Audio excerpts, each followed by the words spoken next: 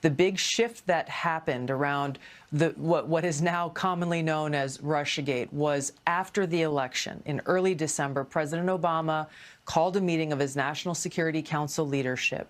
From that meeting, there was directive that was delivered from President Obama to then Obama's DNI James Clapper, to then CIA Director John Brennan, to come up with a new intelligence community assessment that contradicted the ones that had been produced previously by the intelligence community. This new one said that Russia, Putin, did try to interfere in the election because he wanted Trump to win. They did this using shoddy intelligence, little pieces of intelligence gathered from places that intelligence professionals refused to reference previously because they knew it was substandard and did not meet the quality and the credibility that is expected of them as intelligence professionals.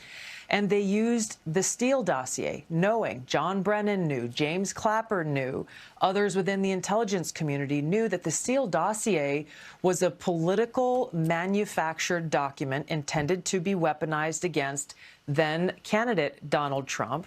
Well, Donald Trump won the election. The American people voted for Donald Trump in 2016.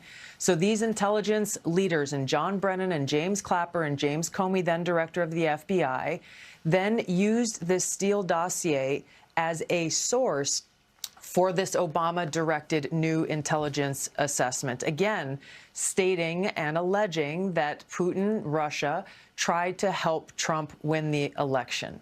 Clearly showing a preference for Donald Trump. Now, if you go to ODNI.gov, people who say, well, Tulsi, this is just your view or your interpretation, no.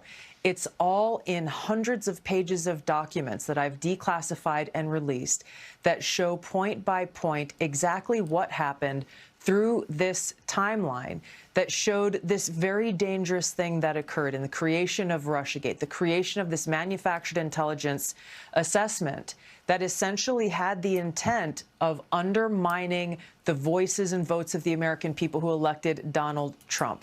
They were not happy with the outcome of that election. And so they created this politicized, weaponized piece of fake intelligence that, as you mentioned, then went on to serve as a foundation for everything that came after, the multiple investigations, the years-long Mueller investigation, 2 congressional impeachments, investigations in the raid at Mar-a-Lago.